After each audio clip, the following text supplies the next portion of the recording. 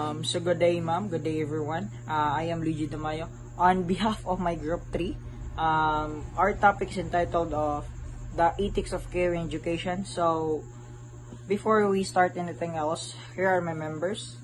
First is Ashley Rose Raffles, Benaviso Ladaga, Gian Pilet, Ginami Pipeto, John Clyde Pascual, John Matthew Pascual, and Honey K. Pianyar, Clint Saladaga, and American Pau. So these are the objectives of our topic. First is to understand the concepts of ethics of care. The second is to differentiate ethics of care from traditional ethics. The third one is to trace the roots of the gender gap and the sphere of leadership. And the fourth is to know how ethics of care will counter the traditional thinkers' point of view on women and the aspects of moral development. The fifth one is to comprehend fully how women were marginalized using the feminist philosophy of science and feminist ethics as backgrounds. And the last one is to understand the importance of the four major components of moral education from the care perspective. So, ethics. Ethics is based on well-founded standard of rights and wrong that prescribe what human ought to do, usually in terms of rights, obligations, benefits to society, fairness, or specific virtues. So, ang ethics mo siyang pamatasan sa katao sa sayop o sakto nga pamaagi. Then, ethics of care, a feminist approach to ethics. The ethics of care is a normative ethical theory that holds that moral action centers on interpersonal relationships and care or benevolence as a virtue. Moral development, the ways people choose between right and wrong as they mature. So, moral development, one siya ang pamaagi sa tao sa sayop ug sakto padong na sila mature. Morals are influenced by social and cultural norms as well as established laws. Plato view on women. Plato took a position that women were not, by their sex alone, unqualified to be guardians of the republic, guardians or leader. So, mo ni ang view ni Plato to the women. He argued that women, just like men, possesses the potential to be guardians or leaders of the republic. If ang women, just like men, nga strong, kanang dili kayo emotional, like sa kanang babae bitaw nga lakin-an like that. If ang usa ka women is naay ability like sa men, pwede siya mahimong leader sa usa ka republic. So, this was a radical departure from the prevailing views of his time, where women were largely confined to domestic roles and excluded from public life. So, Plato believed that women, just like men, could be leaders of their society. So, muna to, if ang women na ability pareha sa men, pwede sila mahimong leaders. This was a very different idea than what people thought back then. So, karon, sa una, mo ni ang ilahang view, which is if ang women na ay ability like sa men, pwede sila ma-leader. If ang women walay ability just like sa men, so dili sila pwede ma-leader.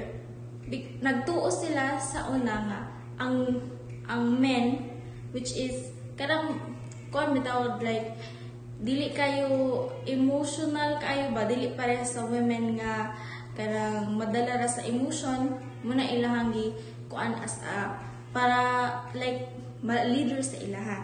So Plato believed that women could be just as capable as men in leading the republic. He thought that a person's ability to lead should be based on their skills and intelligence, not their gender. So, mo na yung view sa women. So, however, in the selection of guardians or leader, only traits and competences long associated with male public were sought. Example, hostile, aggressive, and masculine. So, even though Plato believed women could be leaders, he still focused on traits and skills that were traditionally considered masculine when choosing guardians. So, even though si Plato ni believe na pwede ang women in terms of magpili og leaders, but, however, nilana siya, dapat sad ang women na ay traits. Isip usa ka leader na kay traits para ma-leader ka, which is being hostile like men, aggressive, and masculine. So, he looked for qualities like being aggressive, so muna itong ingon, hostile and strong, which were seen as necessary for public leadership back then.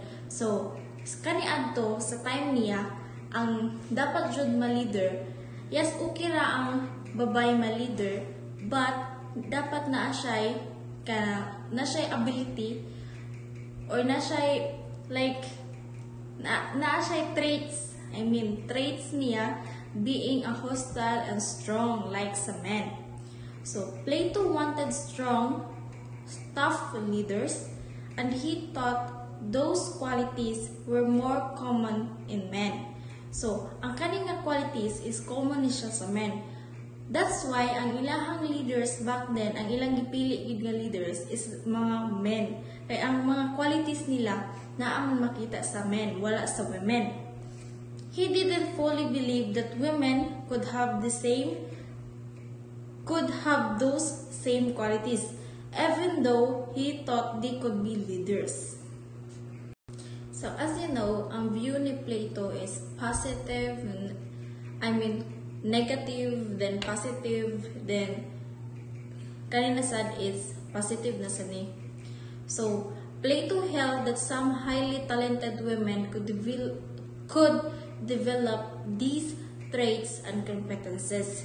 So, even though Plato focused on traditionally masculine traits for leaders, he recognized that some women could develop those same qualities if they were given a chance. He believed that highly talented women could become strong, aggressive, and capable leader just like men. So, ayang giingon diba, if ang babae gusto ma-leader, dapat na sila traits nga qualified sila as a strong, hostile, aggressive, nga traits para sa lalaki. So, ang iyan pong giingon dire sa third sentence nga if gusto jud sa babae, so if gusto jud sa women nga ma-leader, if tigaan lang sila chance, pwede sila ma-leader. If tigaan lang sila chance, it's because pwede man nila ma-develop to ang pagka-aggressive at pagka-strong sa parehas just like sa men. So, he believed that highly talented women could become strong, aggressive, and capable leaders just like men.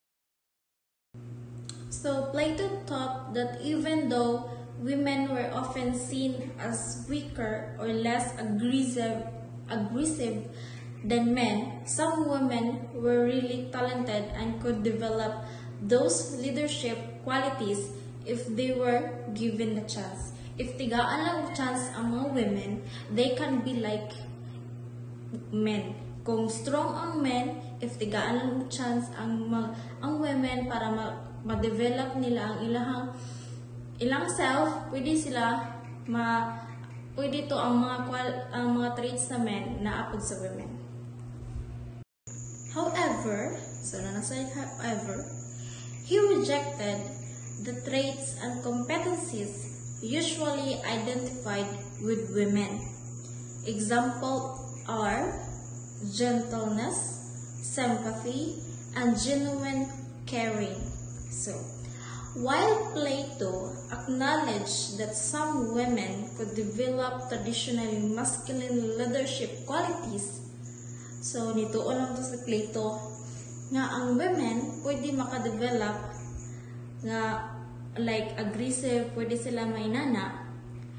Still, he rejected the traits and skills that were typically associated with women, like gentleness, sympathy, and genuine caring. He didn't believe these qualities were necessary or even helpful for strong leadership. So, as a women, nadyo tayo like gentleness, inalam dyan ng women, sympathy, and genuine caring.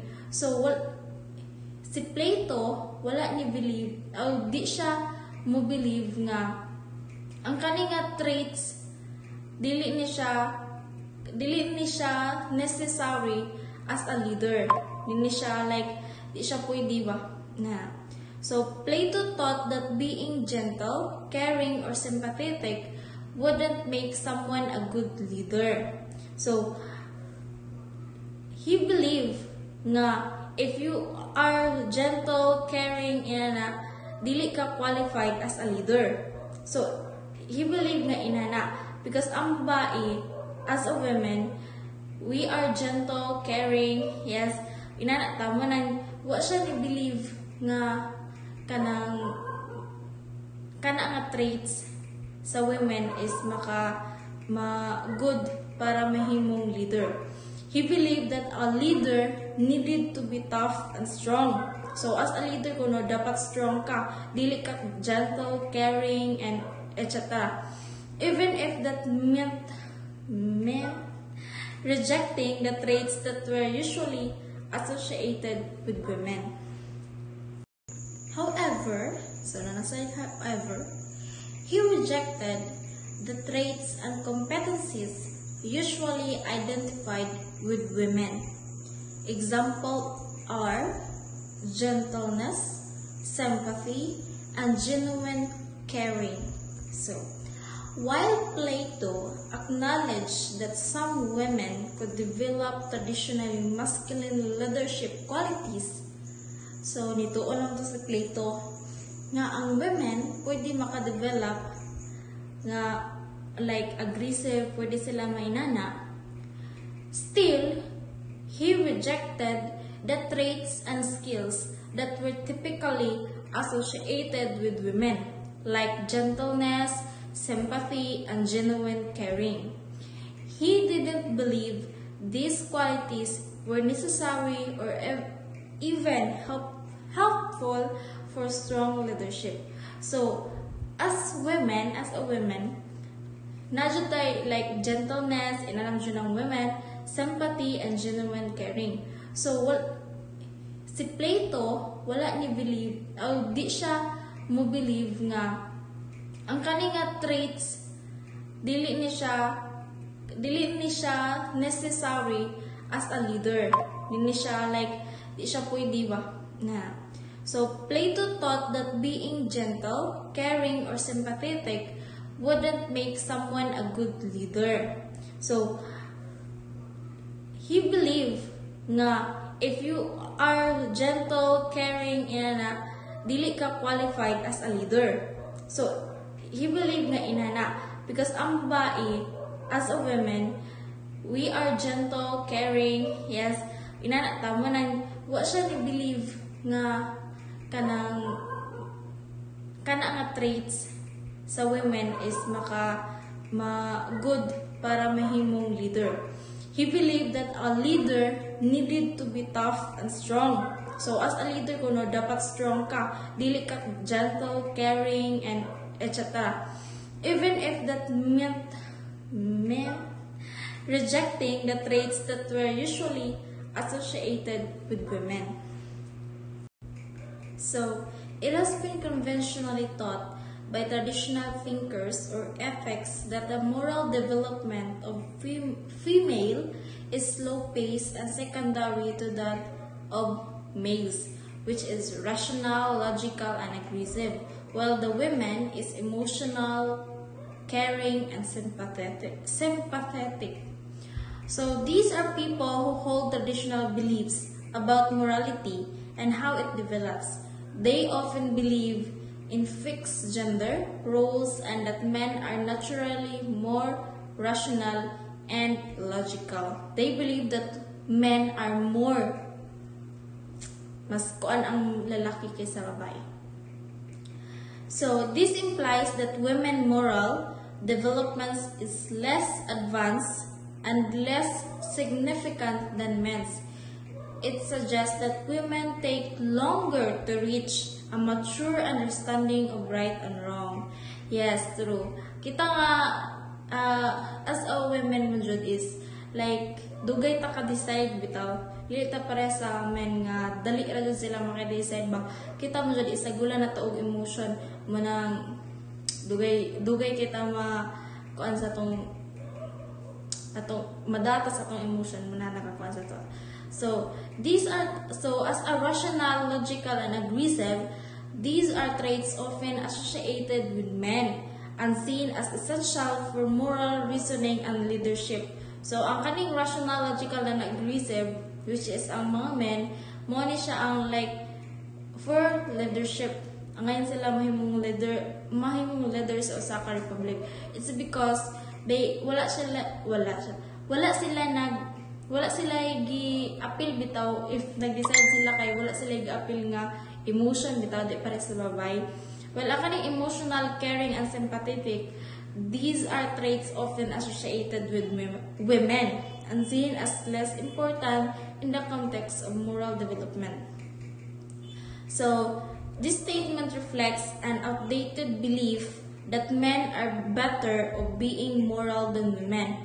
It suggests that women are more emotional and less capable of thinking logically about right and wrong. This view is based on traditional ideas about gender roles and is not supported by modern understanding of moral development. Ethics of care is approach to ethics as challenges traditional moral theories as male-centralized, problematic to the intent of the unit or downplay values and virtues usually culturally associated with women, are rules that are often case feminine. So, ethics of care daw, so mauna niya ako itong gingan bitaw na have no right to decision, naka-right na decision. Kay lagi, ang woman daw, kay ang kita nga as a woman, softa as reflecting your emotion or feeling or emotion or feeling pero sa ethics of way of like that. Next, ethics of justice. Ethics of justice is the often and terminology used to denote moral duty based on the masculine traits of reason and alcatness. So, ethics of justice bakay ang ethics of justice katuning like kung mas ba kay in order daw to create a good decision o mabuhat kag sakto nga decision sa imong life or justice, you have to rational, diba you have to be rational sa pag karang decision, di kayo mo kung mga decision nila na wala na konsen niya. So you have good decision, you have the good rational, diba you don't your emotion and overshow. The next is feminists. Feminists strive for vindication by formulating a theory entitled The Ethics of Care. So, it's a whole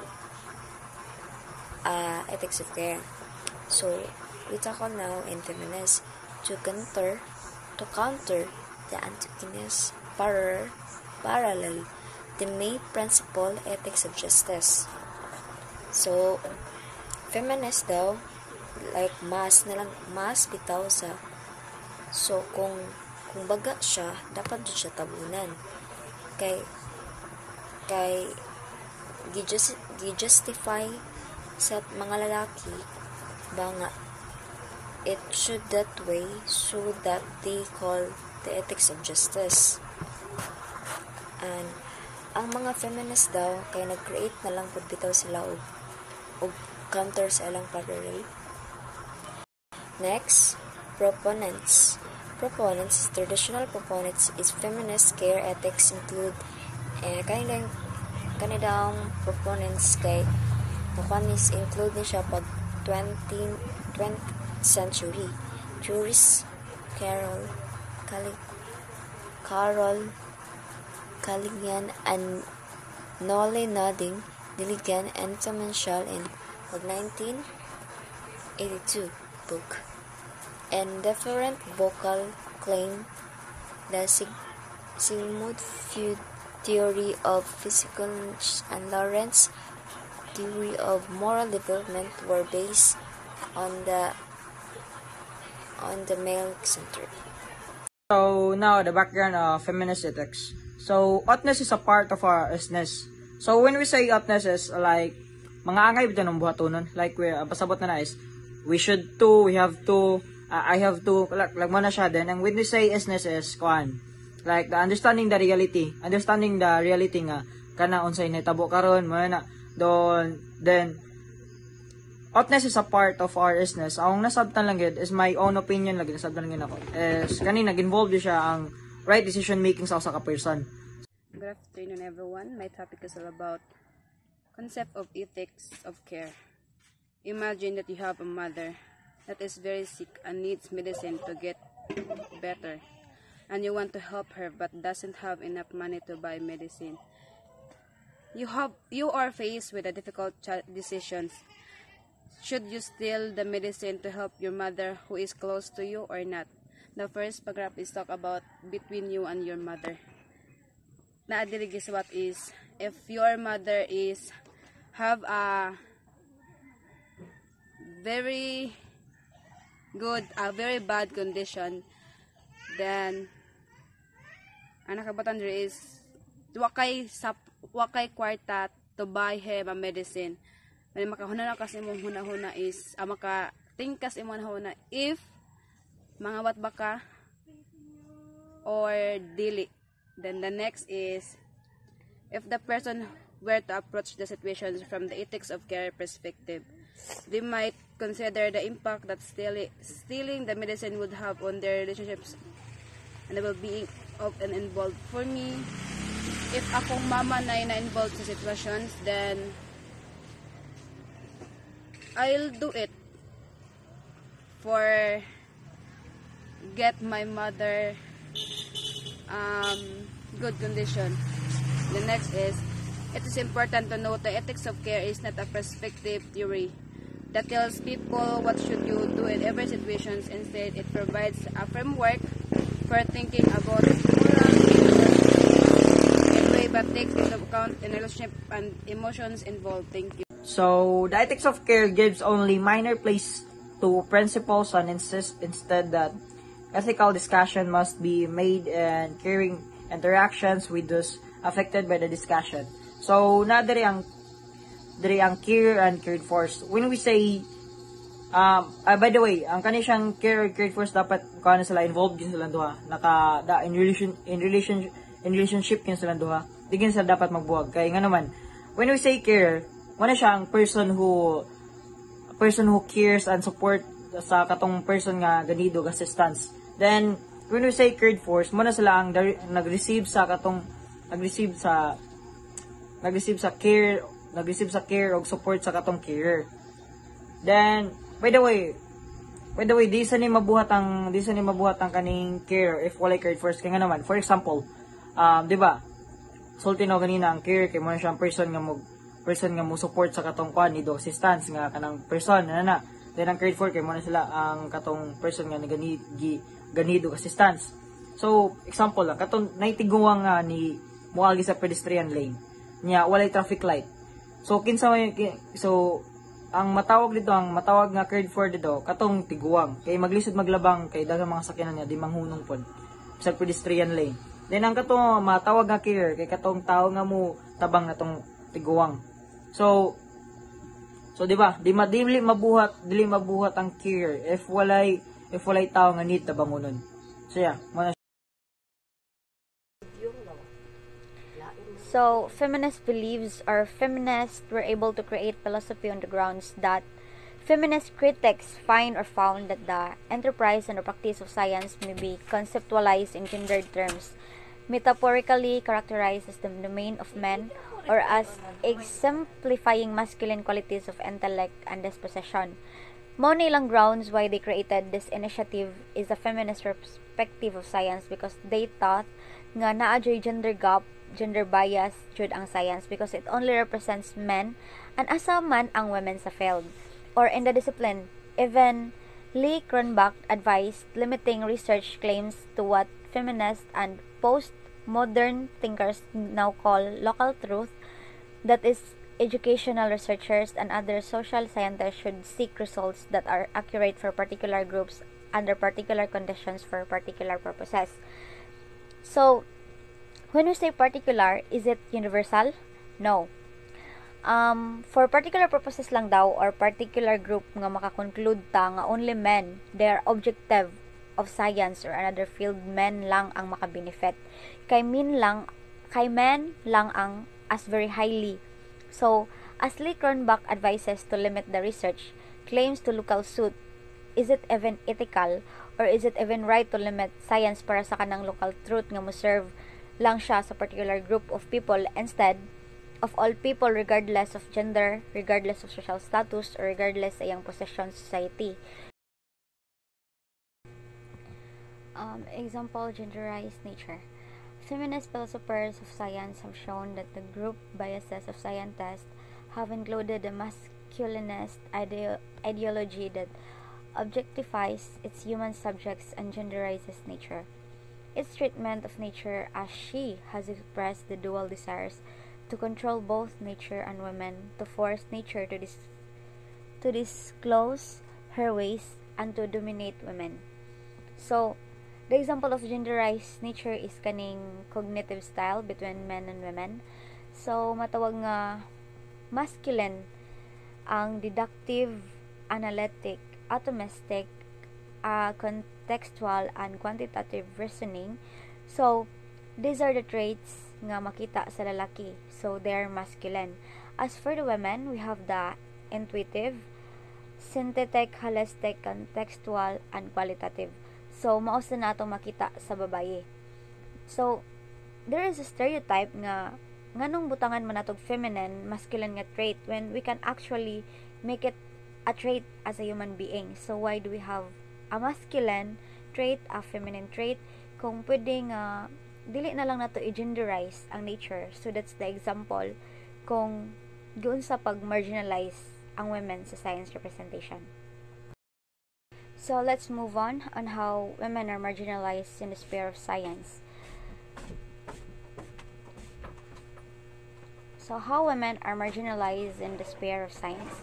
Feminists have detailed the historically gendered participation in the practice of science, the marginalization or exclusion of women from the profession, and how their contribution have disappeared when they have participated.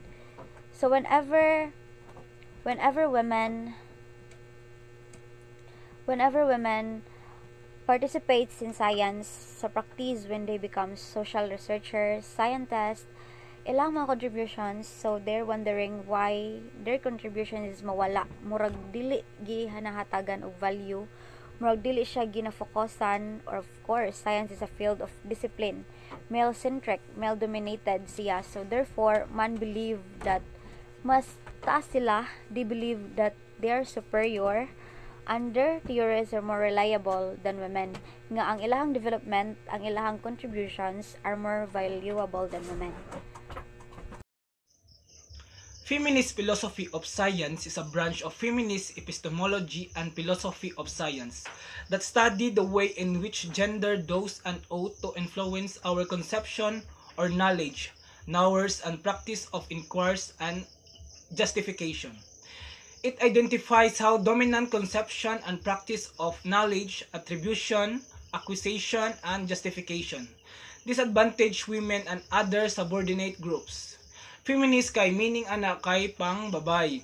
Ang epistemology pod kay knowledge. Murag silbi knowledge muna. Ang feminist philosophy of science is a part na siya sa study kung unsa the way maghunahon na ang mga babay. Maghatag og idea or mga magbuhat og mga pamaagi ang usa ka babay kung unsaon nila pag-act or pag-decide sa usa ka butang. The moral education from the care perspective has four major components, which are the modeling, dialogue, practice, and confirmation. So first we have the modeling. Modeling is important in most schemes of moral education, but in caring, as in character education, it is especially important, mainly concerned with the growth of our students as carers and cared for. We have to show in our own behavior what it means to care. For example, teachers can model caring relationship through their own actions. So we all know nga ang teacher, mo ni sila ang vital rule sa eskwelahan, mo ni ang model sa school. Kay sila may mutudlo sa mga estudyante. So ako, example, teacher ko. Tas akong gipakita sa akong mga estudyante nga buutan kay ko nga muna unsaon pag-care, unsaon kanang pagbuhat sa mga maayo. So, syempre, makuhan sila na ako, ma-influence sila na ako through my actions. So, muna to ang modeling. So, ang teachers, may model. Sila ang model sa mga students. Sila ang role model sa school. Kay, ang teachers, mauna ang kanang second family or second mother sa mga estudyante. Diba? So, mauna to siya ang modeling. So second is dialogue. Dialogue is implied by the phenomenology of caring. When we care, we receive the other in an open and genuine way. Dialogue is essential in moral education from the care. Dialogue is essential in moral education from the care perspective. It is means by which we evaluate the effects of our attempts to care. So, dialogue can help students feel like they belong, which can lead to higher achievement. It can also help students develop their ideas, overcome misunderstanding, and analyze course content. So, kaniyang dialogue, mo ni siya ang like interaction between student and teacher. Like, for example, kanaging na opportunity ang mga students nga mo share og mga ideas nga muna ka not all the time ra ba nga perfect ang teacher. So na time nga masayop sila na. So munang mo ask sila sa mga students kung ba sila laing idea na mo nang mo nang interactions mo na siya ang ug ma-overcome to ang mga misunderstanding unsay mga kanang mga sayop na. So mo na siya ang dialogue mo na interactions between student and teacher. So, muna to. Thank you. Okay. Practice means an ethics of care and education. Practice is also vital in moral education. The experience in which we immerse ourselves tend to produce a mentality. Sometimes, practice is care is translated specific requirements for community service. Such experience can contribute to a growing competence in caring, but a perfunctorily satisfied requirements does not ensure the desired of growth. Current curriculum recommendations put a great emphasis on cooperative learning, and cooperative learning can be used to promote competence in caring. Cooperative learning can be used for a wide variety of purposes, and it can be defined as in many different ways. Okay, let's move on to confirmations in ethics in caring education. Confirmation sets caring apart from other approaches to moral education. According to Martin Buber, confirmation is an act of affirming and encouraging the best in others. Confirmations requires attribution of the best possible motive consonant and reality. Trust and continuity are required for confirmation. Thank you. Statement of insight. Women, aside from appreciation, have been less acknowledged by the society because they are perceived as soft, empathic, and emotional, which the traditional thinkers thought are not the traits needed to become good decision makers and leaders of the society. Hence, women have been in various spheres of the society, limited in practical representation, especially in science and ethics. Because of the invariable traditional thinking that women are natural carriers, they are therefore said to be irrational, which paved the way of them being an outcast in a male-centric society and discipline, and so on.